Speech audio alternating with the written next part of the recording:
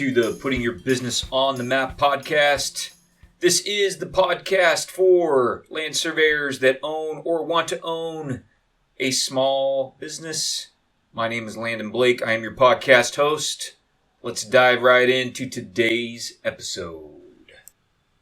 The title of today's episode is 5 Questions You Should Ask to Qualified Business Development Leads. This is another installment of our series on finding good clients. To start this episode, I want to tell you a story about Hyatt. So I bumped into Hyatt probably 3 or 4 years ago. So Hyatt is a wannabe land developer from Texas. And so he called me up. Wasn't too long after we had started the company, Redefine Horizons, our company. And he called up and said, I'm a land developer from Texas, and I'm interested in buying some property up in an area that we call Diablo Canyon up in the coastal mountain range here in Central California. He said, I'm interested in buying it and, basically creating ranchette parcels. And I need somebody to help me with the survey and with the land use planning and all the entitlements and permitting that I'm going to need to get through.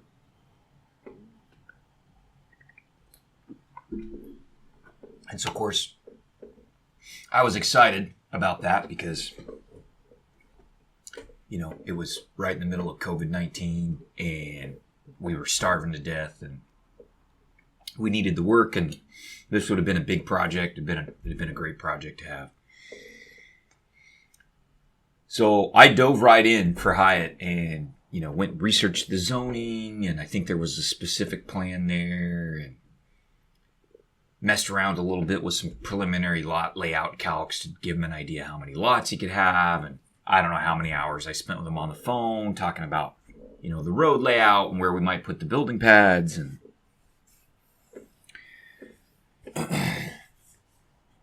told the guy a couple times, hey, you need to get me under contract. I need to get you a proposal for a tentative map, because that would have been the first step, would have been a tentative map. And towards the end of that kind of back and forth over, I don't know, a week or two, maybe 2-week period, he says, hey, I'm going to be in California, Tuesday, I'm coming out. I'd like to meet you at Diablo Canyon and drive this property. I'm going to look at the property with the seller's real estate agent. I'd like you to be there. I'd like to have you there so you can walk the property and help me ask the right questions. Now, I was a little more naive than I am now about the way people will take advantage of your expertise and not pay you, but I wasn't a complete fool. I'd been in the industry for a while, for 15 years or so when I started the company. So that's kind of where I drew the line. I told him, hey, I said, Diablo Canyon is, it's an hour and a half from where I work. I said, I'm happy to meet you out there, and I'm happy to look at the property with you and help you ask the right questions to the seller's real estate agent. I said, but I'm not going to do that until you get me under contract. I was like, I need a contract. I need a, $5,000 retainer. And I need to know if you're going to pull the trigger on a tentative map. And I never heard from Hyatt again. Now, ironically, he actually called here a couple months ago. And I said, hey, it's Hyatt. Do you remember me? I was like, oh, yes, Hyatt, I remember you. He says, hey, I've got another property I'm looking at in Patterson. I want to know, how much would it cost you to do a boundary survey? And, I want to subdivide. Well, now I've been doing this for a little while, so it's not my first rodeo, right? And I already know how this guy operates. So I said, hey, Hyatt, here's a ballpark. Here's ballpark what it would probably cost to do what you're looking for in that part of Patterson, because I know the area. I'm like, it's $2,500 to go do your land records research and, double check the city subdivision regs and get you a proposal for a tentative map. and he never called back. So here's the point. He's never going to be a client. He's never going to be a client. When he calls here, he's either speculating or trying to pump me for free consulting. Right? That guy is not serious. He either doesn't have the money and he's just fooling around, or he does have the money to be a developer and he's not serious about paying for the good advice he needs to get through the process. And part of that might be because he's from Texas, and Texas is just way less heavily regulated on the land development side than California is. But either way, I don't really care what it is. I don't care if he's speculating or if he's just not sophisticated enough to do land development in California. I'm not wasting any more time with him. He's gotten way more of my free time than he should have. So what's the point of that story? See, 4 years ago when he called, I didn't do a good job qualifying him as a lead. Some of that was just inexperience on my part. Some of it was we were in COVID-19 lockdown and we really needed work. I was, part of it was I thought I needed to just prove all kinds of value to him. And I realize now that that was a mistake and I don't do that anymore. So now we have I'm very proud of the process that we have to qualify leads here. I would say I've probably talked to, I want to say 6 people in the last 2 weeks have called here to ask questions, to get a bid and ask questions about a survey for, most of these have been residential parcels. One of them was a larger ag parcel. And I haven't done work for any of those people or given them proposals. And part of the reason why is because I now have a rigorous process that I use to qualify leads. So I ask them a few questions. And if I don't get the right answers to those questions, I don't spend time giving them free advice. And so we're going to talk about what those 5 questions are. You have to do this if you're going to run a surveying business. You have to learn to qualify leads. We talked a little bit in the, I can't remember if it was 2 episodes ago or 3 episodes ago, but we talked about you can't just do a survey for whoever walks in the door. That is a recipe to be unprofitable, right? So you got to know what your value proposition is, who your target market is, who your target client is, and then you have to qualify. When people call, you got to qualify them. If you think of it a little bit like a job interview or a credit application, they have to qualify to be a client of yours, right? Too often we're always approaching that from the other side. We're desperate to prove that we're worthy to be their consultant. You got to flip that script a little bit. See, that's the problem I had with Hyatt. I was desperate to prove to him that I was worthy of that job. And he took advantage of that, right? You got to flip that script. You got to tell him, how do I know that I'm not wasting my time with you? You got to prove to me that you're going to be a good client. You're worthy of being my client. That's how we need to look at it, I think. Okay, so let's define. Trying to work on my word whiskers. I apologize. Let's define a few terms that we're going to talk about in the episode. Then I'll give you an overview. So we're going to talk about I'm going to briefly describe the sales funnel, like how far do you let people get down your sales funnel. Okay, so the sales funnel, we need to do a PYB OTM extra on it, but at the top is just like everybody that becomes aware of your business. That's the top of the sales funnel. And at the bottom of the sales funnel is like people drop out of the funnel when you execute a contract, right? And there's different stages in between that they go through. So that's the sales funnel. We talk about a qualified lead. What is a qualified lead? A qualified lead is somebody that hears about your business, has a problem that you can solve or a goal you can help them reach, and has all the right things to qualify them as a good client for your business, right? So they have a sense of urgency, they have the ability to pay, they have realistic price expectations, they have a problem that you're good at solving and that you want to solve. So that's a qualified lead. Okay, a hot lead, that mainly has to do with somebody that has a sense of urgency and ability to pay, right? That's what I call a hot lead. A cold lead, I get people that call and they're like, I inherited 50 acres from my grandma and I'm thinking about, I wouldn't mind maybe subdividing if it didn't cost too much money. But I'm not sure. Okay, that's not a hot lead. That's a cold lead. That is not somebody that has a sense of urgency. And I'm not saying that you can't ever engage with cold leads, but I don't do it very often. I spend most of my time with hot leads. I don't spend a lot of time with cold leads because 98% of the time you spend talking to a cold lead is going to be wasted. So there's our definition: sales funnel, qualified lead, hot lead, cold lead. Overview. What are we talking about in the episode today? I am going to go over a couple of initial questions. Where does the lead come from? And when in the sales funnel do you want to qualify your leads? Then we're going to get into the 5 main questions you can use as a land surveyor to qualify leads for your business. So number 1, is this the type of problem we can solve? Number 2, is this the type of problem we should solve? Number 3, is this the type of problem we want to solve? Number 4, does this potential client have realistic price expectations? And number 5, does the client have a sense of urgency? Now you'll notice the first 3 things aren't really about the client, they're about you. That's why I wanted to do the episode about understanding your business fundamentals before you market before I did this episode. So you need to know some things about yourself to be able to answer those first 3 questions. The last 2 questions are really about the potential client and if they're going to be a good fit for you. Okay, now I may sometimes refer to client in this episode. What I really mean is potential client. So they aren't a client yet, they're a lead. Let's get through those first 2 questions, then I'm going to take a quick break. So, where does a lead come from?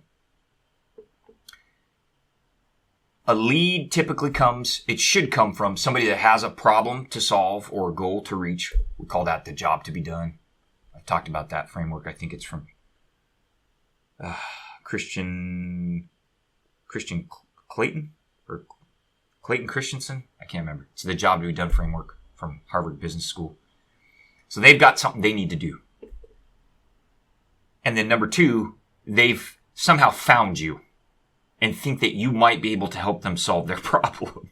Okay, and hopefully they found you because they've either responded to a marketing message that you have out in the ether, probably the internet, or they've been referred to you by a previous client or a business partner. It's a referral. Those are the 2 best ways, right? To have a lead generated, because what that means is they're already somewhat pre-qualified. We don't go door to door at RH and knock on every door in a neighborhood and ask people if they want a boundary survey. That would be a huge waste of time. We'd have to knock on 10,000 doors to find one person that would actually pay for a boundary survey. I don't know, it might even be more than 10,000. Okay, so we want people to come to us because we're doing a good job on our marketing and they're aware that they know they have the problem we're trying to solve and they're aware of that. So that's where leads come from. Hopefully your marketing is generating leads. You've heard me say this many, many times. Preparing proposals is not marketing. That's what a lot of civil engineers and surveyors think. That is business development. Marketing is what generates the leads that become proposals. Next question. This is the second initial question. Where in the sales funnel, or when in the sales funnel, do you want to qualify your leads? So you don't want to qualify too early because you might eliminate a good hot lead if you try and qualify too early in the process. But you don't want to qualify too late because if you do, you're going to waste time on cold leads or unqualified leads. So there's a balance. So you want to qualify your leads after they're aware they have the problem. Now, some of your marketing is to help people understand they have a problem sometimes. That's okay. You're not doing qualification of the lead at that point. That's just to generate the lead. So it's after they're aware they have the problem. It's after they discover you and have some understanding that you can solve the problem and some understanding of your brand or your value proposition. So I've got a problem. Landon might be able to solve it. That's the second step. So you haven't qualified the lead yet. Then they reach out. That's when you start the lead qualification process. It's kind of like imagine you're searching for ET, right? It's after first contact, right? So imagine aliens contact Earth, right? Before we do very much, we're going to want to know some stuff, right? Like, do these guys have like ray guns that they're going to use to exterminate the planet? Like, are they going to come here and enslave us? Like, we're going to want to qualify that lead before we get deeply engaged in a relationship there, right? So you want to qualify your leads after they're aware of the problem and they understand you might be the solution. Okay, but before you put a significant amount of time into what we call needs discovery and then tailoring a solution. So preparation of a scope and a project approach and a scope and a fee estimate. So after awareness, before tailoring a custom solution. Now, you might do a little bit of needs discovery. That's okay. That's part of how you qualify a lead. You got to figure out what problem are they trying to solve. So a little bit of needs discovery is okay. But I try, before I get into project approach and scope development, I want to make sure that I have a qualified lead. I will tell you, as I've run this business longer, I have started to move that bar up in time. In other words, I don't pussyfoot around now. I cut to the chase and just get in there and say, I just start asking questions to qualify that lead, because otherwise I waste a bunch of time. When you wait too long to qualify leads, you give away valuable expertise for free. I'm going to do a PYBO Team Extra on this. We're going to draw the sales funnel, and we're going to look at a couple examples. I'm going to give you like a bad example and a good example of the timing for that lead qualification in the sales funnel, so we can see how that works. So I'll try and remember to do a PYBO Team Extra for that. To review, we talked about where does a lead come from? Hopefully from your marketing efforts or a referral. Second, we talked about when do you want to qualify that lead? You don't want to do it too early, but you don't want to do it too late. Most surveyors do it too late. Next part of the episode, next section, we're going to get into the meat here, and we're going to start going through these 5 questions that you can use to qualify leads. And before I do that, I want to let you know that it doesn't cost $1 million to get started with GIS. You guys have heard me talk about this before. If you're trying to buy a solution from Esri with ArcGIS, some vendor is going to try and sell you a GIS system that costs $250,000 or $2 million or $5 million. You don't need to do that. The bar to entry is not that high. You can get started for free with QGIS. It's an open source desktop GIS program that you can download. I encourage you to do that. Go check it out. There's a ton of videos on the internet. Great documentation. We have some videos on the Redefine Horizons Learning channel that can help you. If you mess around with QGIS a little bit and you think this would be a great way for me to get started with GIS without having to go ask my boss or my board, for a bunch of money, if that's you and you want a little bit of help, reach out to us. We can take a very small portion of the money that you would spend on your ArcGIS license, and we can use it to give you training on QGIS and help you implement that. QGIS is something we use here every day at Redefine Horizons. All of my survey techs know how to use it. We are QGIS ninjas. Reach out to us if you would like help, and I appreciate that Redefine Horizons sponsored this episode for us. We're going to take a break. I'm going to come right back. We're going to jump into that first question of the 5 questions you can use to qualify leads, which is this problem the potential client has the type of problem that we can solve? All right, here's question number 1 of the 5 questions that you can use to qualify leads. Is the problem the potential client has the type of problem that you can solve or that your organization can solve? What you're doing with this question is you're comparing the problem the potential client has to your organization's core capabilities. And you're asking yourself, is there a good match here? Do we have the ability to solve this client's problem? Okay, not the desire. It's not, do we have the desire to do it? It's not, can we do it at the right price? That's not the question. That's not question number 1. Question number 1 is, do you have the ability? Do you have the core capabilities? I'm going to give you a couple of examples. Here's the first example, and I'm going to use RH in these examples. So if a potential client says to RH, I need an Alta survey for 1,000 acres of nut trees, a nut tree orchard in the Sacramento Delta, and I need it within the next 20 days, that is a good match for us. We have the ability to solve that problem. We are really good at that here. A lot of survey companies would not be very good at that. We have custom designed this place to solve that kind of problem. Okay, let me give you a bad example, a contrasting example. If a client comes to me and says, I need a grading and drainage design for a 60-acre site in a suburb of Los Angeles, that's not a good fit for us. That is not the type of problem that I am going to be good at solving. First of all, I'm not a civil engineer. I haven't done a bunch of grading and drainage design, right? And Los Angeles is a long ways from here. Now, there are other things I might do in that situation, right? I could refer them to a civil engineer, or I could offer to, help them manage their civil engineer's contract potentially. I probably wouldn't do that for a cold call. If just somebody out of the blue just called up and said, I've got a 60-acre site I need a drainage design on in Los Angeles, I'm probably going to say, yeah, you need to call around for some civil engineers in Los Angeles. Now, if it was a referral, then I might do some more. I might say, hey, let me see who I can find for you in Los Angeles, or, what's your overall project goals? Maybe there's some other ways we can help. Maybe there's some things that you want to have us check when you get your proposals from your civil engineer. But that's not the type of problem we solve here. I don't solve grading and drainage problems. You need a civil engineer to do that in the state of California. All right, question number 2.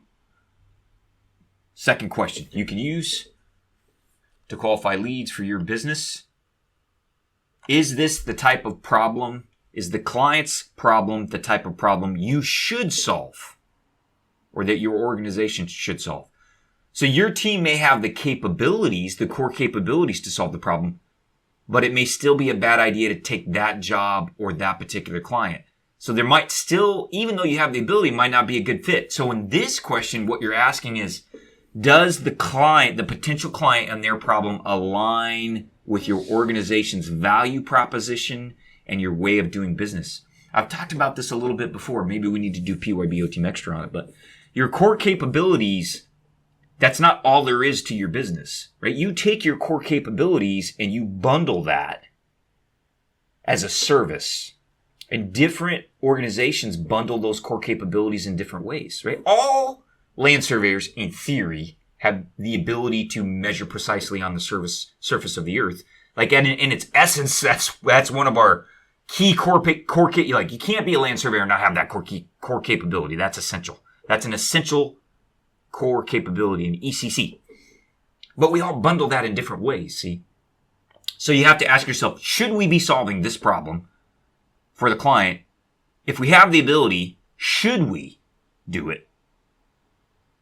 Is there a good fit for all of the other reasons that you might hire a consultant? Again, let me give you a good example and a bad example again to help you understand this. Here's an example. Example number 1. If I had a potential client come to me and say, we need to organize and spatially reference 40 years of civil engineering drawings. That's the kind of problem we can help them with. Like, we would be good at that, right? We could help them get everything on a common spatial reference frame. We could help them extract the data that they needed from all, the old scans of all the old engineering drawings. We could help them organize that data and make it searchable and findable and indexed. Like, my team would be really good at that. So it's something that aligns well with our core capability, and it's the type of problem we are good at solving for clients. Here's a second example, contrasting example. If I had a potential client call me and say, we need a boundary survey so we can build a new fence. My team can absolutely do that. We have that ability. We could slam dunk that. It's not a good fit. It's not a good fit for the type of problems we should be solving for clients. We should not solve that problem for them. First of all, we're going to be too expensive. And they aren't going to appreciate the speed that we bring, and they're not going to appreciate our ability to solve complex problems in a short period of time. They're not a good fit for the way we operate as a business and our value proposition. They're a good fit for our core capability. They're not a good fit for our value proposition, so we shouldn't take that client. They are not a good fit. They are not qualified. They are not a qualified lead for us. Might be a qualified lead for you. They're not a qualified lead for us. Question number 3. Third way you can qualify a lead. Is this the type of problem that we want to solve, or that you want to solve? So does this potential client have the type of problem that you or your team want to solve? So this is about desire, right? Now, it may be the least important of the 3 questions we've talked about, but it's still important. Okay, so why did you start a business, land surveyors? Or why did you join a particular company? Hopefully it was because you enjoyed land surveying, and you enjoyed probably a particular type of surveying or types of surveying. You have things you really enjoy doing and things you don't enjoy doing, types of survey work. So do the work you enjoy if you can choose. Right? Everybody is going to come out of that a win-win, right? Like, you're going to be happier. You're going to do a better job. So your client's going to be happier, right? Your team is going to be happier because you're going to be in a better mood. Right? Now, you got to be balanced there. You need to pay bills and you need to learn new things. I don't necessarily love Alta surveys. I don't necessarily love doing Alta surveys for some different reasons, but we're really good at them. My team is really good at them, and we can do them. We do a great job. We do quick turnaround. Clients love us for that. And, I enjoy boundary surveying, and that's part of an Alta. We like making maps. You get to make a beautiful map as part of an Alta. I still occasionally take Alta surveys if the price is right. Not my first choice. But every once in a while we can get an Alta, get paid good money to do it, deliver it quickly, the client's happy. So every once in a while I take an Alta survey. But I'd much rather be working on a large scale land net for a right-of-way project or helping my partner, do control and LiDAR work for an infrastructure project. We enjoy that work more. Sorry, I bumped the mic there. So that's the type of work that we're looking for. So is it the type of problem that you want to solve? But don't forget, you still need to pay your bills and you need to learn new things. So sometimes, it's always enjoyable to do work you're really good at. It's hard to learn new things, but sometimes that's healthy for you as an organization. So sometimes you got to push yourself to do new things, even though it's going to be a little bit painful. So let me give you a good example and a bad example again on this question. So here's example, the first example 1. You have a client comes to me and says, we need a surveyor to perform construction layout on 6 miles of highway widening. I have no desire to do that. I just have no desire. I hate construction layout. I hate construction staking. It's always low bid work. It's high liability. Everybody's always screaming at you. Now look, some people really like it. It's okay, and that's okay. It's okay if you're one of those surveyors that loves construction staking. I'm not knocking you. I just have no desire to do it. Neither does my partner. There are just other things we enjoy way more than that. Now, again, we could do it. We have the capabilities here. We just don't enjoy that kind of work. Just like lot surveys. We don't like lot surveys for a lot of different reasons. We don't enjoy construction layout. It's not something we would want to do. Here's a second example. Good example this time. I have a potential client comes to me and says, we need a surveyor to put a survey grade state plane coordinate on every section corner and quarter corner, PLS section corner and PLSS section corner and PLSS quarter corner in the county. Everyone, we need state plane coordinate on it. That we would geek out on. We would love that job. We would just be so excited to have that kind of project.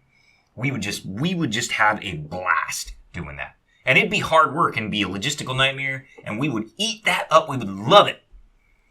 That's the type of work we like to enjoy, right? So the client's going to get a better result out of us on that type of project. So that has to do with desire. Now I'm going to take a just quick pause here. I mentioned this earlier, but I want to repeat it. The first 3 questions aren't really about the client. They're about you and your business, right? And they're about trying to determine if there's good fit between the client and their problem and you and your team, right? So it's really about you. Do you have the capability to solve their problem? Can you solve the problem? Do you have the capability? Should you? Does it align well with your value proposition and your brand, the way you do business? And then do you want to? That's the third question.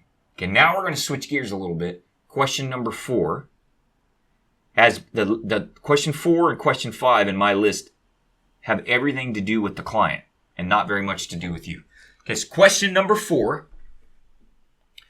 Does the potential client have realistic price expectations?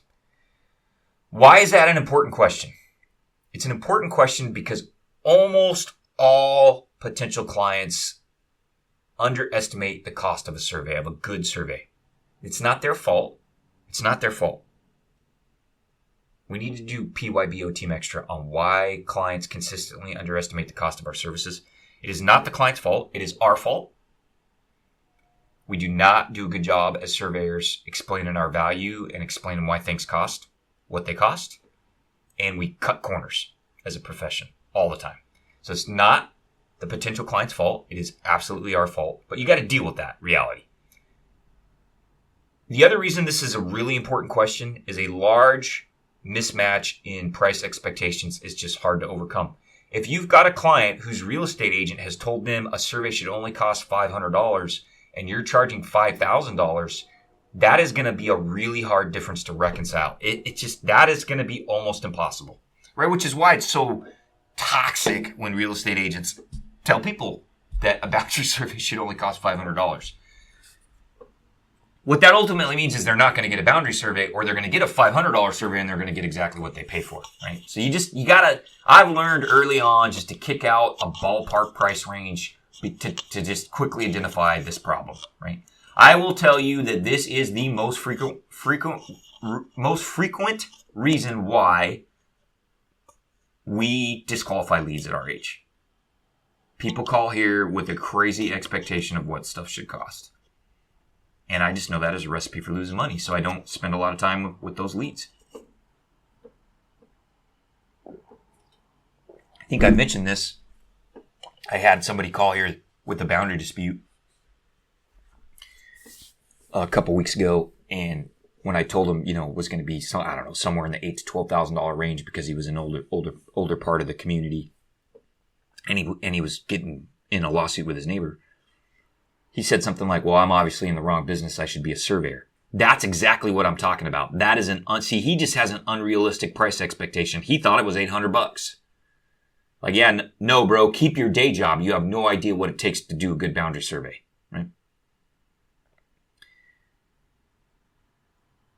I mentioned this briefly. How do you figure out if there's a mismatch in price expectations? You got to talk about money early. Now, look, a lot of us don't like to do that. We don't. We're like, oh my God, as soon as I mention price to them, they're going to run away. Yeah, probably. They probably are. But why waste time with a lead if they don't have a good price expectation to begin with? Now, there's a balance there. I'm not saying you don't explain to them like, hey, it's not $500. Here's why. You got some bad information. That's okay. I do that. But don't be embarrassed about your pricing. Don't be embarrassed. You don't need to be embarrassed. If they have an unrealistic price expectation that you cannot change, the sooner you know that, the better. So it's just like, when you're a young man and you like a young woman, and you don't talk to her, you're afraid to tell her you like her. You don't want to ask her out on a date, and you might do that for weeks or months because you're afraid she's going to say no. Right? Like that was me at 17 or 18 or 19 even. I'm not going to lie, right? Like by the time I was in my mid 20s, I realized, you know what? Don't waste time. Don't waste time or money on a girl if she's not serious. You just got to ask her. You just got to say, hey, I'm interested. Are you interested? And just get a straight answer to that question, right? Life's easier that way. Right now, look, that takes some guts. Right? It takes some guts when you're 22 to walk up to a young woman and say, hey, are you interested in me? Because there's a good chance she's going to say, are you kidding? You're nowhere near my league. Like I'm insulted that you even asked me that question. Hey, that happens. It's okay. You got to take that risk, right? Or you waste a bunch of time and money on women that will take your time and money and not be serious about a relationship, right? That's one of the things I learned. There you go. There's some free romantic advice for my young single land surveyors. That's a bonus. I don't charge extra for that. Okay, now before I get a bunch of hate mail from the whatever female land surveyors listen to my podcast, I will tell you that young men are complete doofuses, and most men under 30 aren't worth having as a boyfriend. So we'll insult both genders there just to keep things equitable, keep things fair. All right, moving on. Sorry, I got a little sidetracked there. Don't be bashful. That's the point. At some point early on in the conversation, you just got to start talking about ballpark price to see if people have realistic price expectations. Now, I want to talk a little bit about what is a realistic price expectation and what is a mismatch. Okay, if there's a difference of 10 or 15%, you can work through that usually. That's not what I'm talking about. What I'm talking about is when they think it should cost 50% of what you think it should cost, or they think it should cost 10% of what you think it should cost. There's a lot of folks that call here that think a good boundary survey is going to cost 10% of what I think it should cost. We are not going to get that person under contract. They will find a fly-by-night land surveyor to cut corners, or they just won't get a survey. And I know that. There's no way I'm going to talk somebody into paying 10x what they thought something should cost. And that's part of the reason why we put so much time into our marketing effort talking about what do honest surveys cost, right? Because we're doing our small part to try and change those price expectations before somebody becomes a lead. Question number 5. Does this potential client have a sense of urgency? I think of all the questions of the 5, this is the most important question we use to qualify leads. Now, it's not the question I most frequently use to disqualify a lead. That's number 4. That's the one we just talked about. But this is the most important question. Do they have a sense of urgency? What that means is you got to ask the client, when do you want this done? And that's not even the right question, because that's not the same as when must you have this done. That's usually the second question I ask a lead. The first question I ask is, what problem are you trying to solve? The second question I ask is, when do you need this problem solved? Because I can disqualify 80% of my leads with those 2 questions. Right? If somebody says, I want a fence survey and I can wait 6 months, there is 0% chance I am going to get them under contract. They will spend the next 30 days calling every survey company within 4 hours a year to get the cheapest price they can find. Ask the question early. Identify clients with a sense of urgency. What does it mean when a client has a sense of urgency? I'll give you an example. I'll give you a couple examples. I need to close escrow on a house, and the buyer wants a survey, and I have 2 weeks left before escrow closes. There's a good chance, there's a 50-50 chance I can get that boundary survey. 50-50 chance. Do you know why? They have a sense of urgency, and there's some money on the line. They don't have time to call around for 4 weeks trying to find somebody to do it $300 cheaper, because there's way more money at risk than that if they don't get the deal closed for the real estate agent, right? Or the broker. So I occasionally get a $15 or $20 or $25,000 boundary survey because somebody's trying to close escrow, and they can't wait for the guy down the street that has a 4-month backlog of $1,500 surveys. I give you another example. You've heard me say this before. The Alta survey business is tough because a lot of people do garbage Altas and they don't file records of survey in California. So that's a tough market to compete in. But, I don't know, every 2 or 3 months we get a $30 or $40 or $50,000 Alta survey here. Why?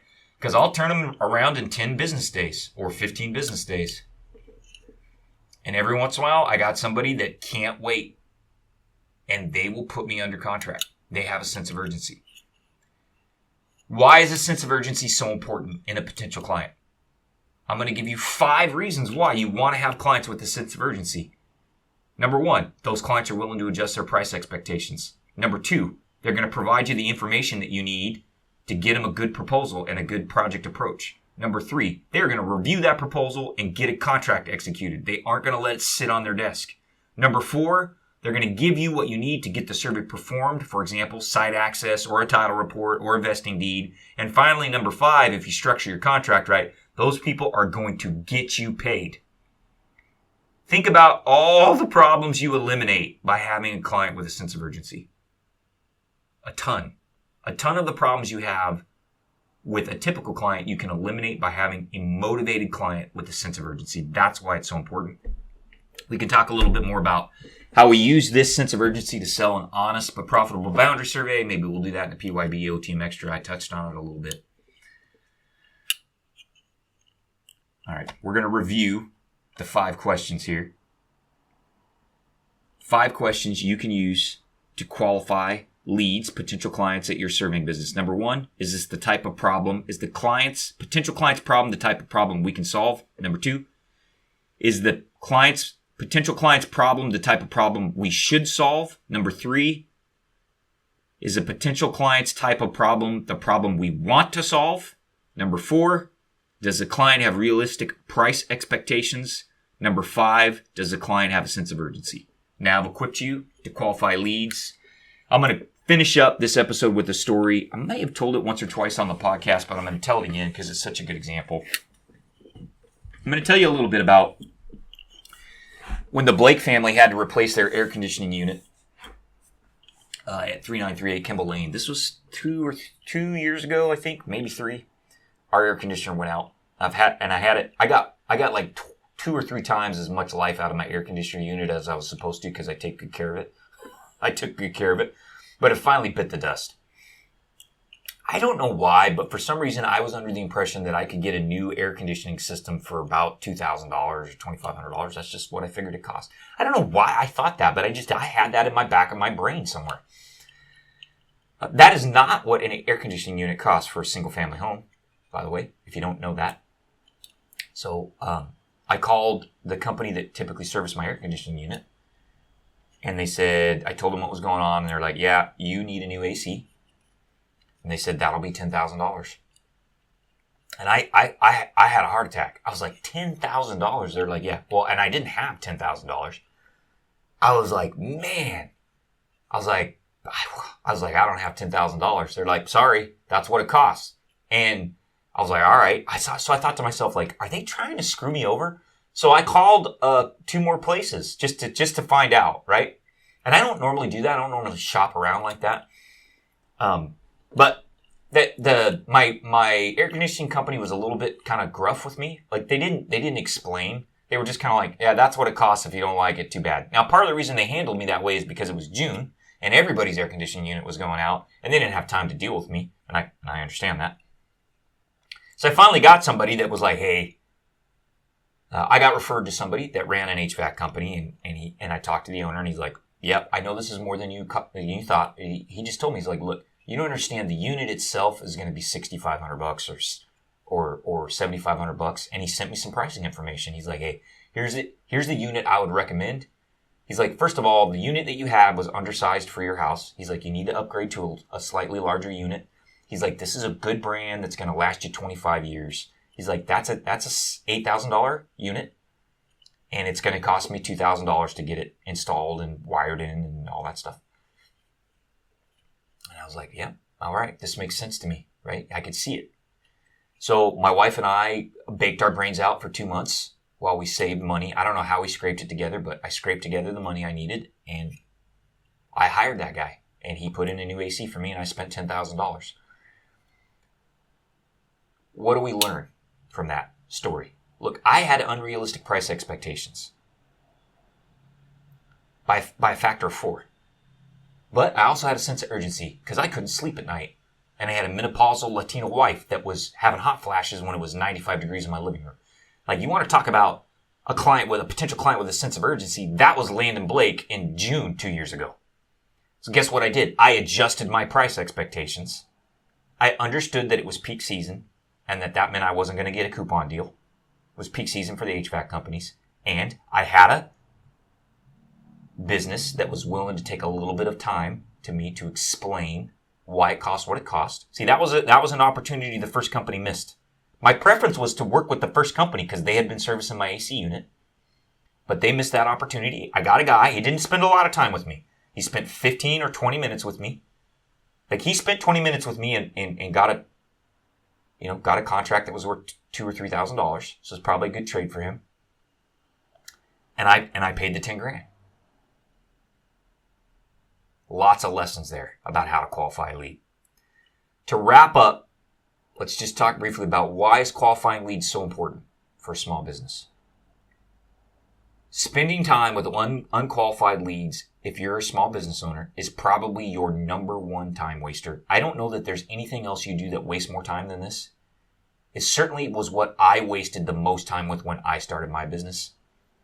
It is also the number one way you give away your valuable expertise for free. Don't do that. It was hard for you to get licensed, to learn everything you need, and to pass all those tests. You have hard-won expertise. Do not give it away for free from people that will suck value out of you with no remorse. And remember this. You always have to remember opportunity costs. That's a theme I try and regularly hit on this podcast. If you are wasting time giving free consulting to an unqualified lead, that is preventing you from spending the time you need to get a good client that will pay for and appreciate your help, and you can never forget that. Don't ever forget there really are people out there that need your help and are willing to have their price expectations adjusted and that are going to be grateful for a good consultant. Now, there's not a lot of those people. That might be 10% or 20% or 25% of the total market, but they are out there and you can find them. Don't waste your time with the other 75% of the tire kickers and the blood-sucking vampires. Get to the 20%. That's how you're going to run a profitable business. I appreciate you guys listening to this episode. Next episode, I believe we are going to talk about job documentation or project documentation and how good documentation can protect you from liability. Sometimes I hear surveyors say things like, don't take notes, don't have project documentation because it can come back to bite you. I don't think that's true, and I don't think it's good legal advice as a general rule. So I'm going to talk a little bit about that on the next episode. I've done some research. I got to get it outlined or scripted, and then I'll get that recorded. And then I think the next episode after that, I'm not sure what we got on the list. That'll probably be a bonus episode. I think I'm going to start doing every third episode as a bonus episode to reward the folks that support us on Patreon. If you haven't done that yet, check it out. $10 a month. You can help pay for some of the podcast. Thank you guys for listening. Catch you on the next one. As we close out the episode, we just want to give you guys a few reminders. First, we want to let you know where you can find the podcast episodes. The podcast home on the web is at my personal website, landonblake.com. If you head there and look under the Learn menu, you'll find a link for the podcast. That homepage for the podcast has all of the episodes. You can download those in MP3 format if you'd like, or read the show notes. You can also find the podcast on Spotify, YouTube, and Amazon Music. So if those are your preferred, one of those is your preferred distribution channel, you can find the podcast there. We also want to let you guys know if you'd like to sponsor the podcast, you can reach out to me, sunburn.surveyor@gmail.com. You can also send me questions, comments, thank yous, topic suggestions for the podcast. I regularly get that kind of feedback from listeners, and I dig it. I appreciate hearing from you guys, so I encourage you to do that. We also have a Patreon page. If you cruise over to Patreon, you can search for On Point Workshops, and you will find the podcast there. You can, for a small monthly donation, I believe right now it's $10 a month, you can support the podcast and get access to what we call PYB OTM extras. So those are extra videos, short audio files, and even full episodes of the podcast. And that support on Patreon allows me to keep Carly around. Carly is the fantastic young lady that helps me edit the podcast and maintain the podcast website. We'd like to keep her around, so we appreciate your support on Patreon if you're able to do that. And thank you for being a listener.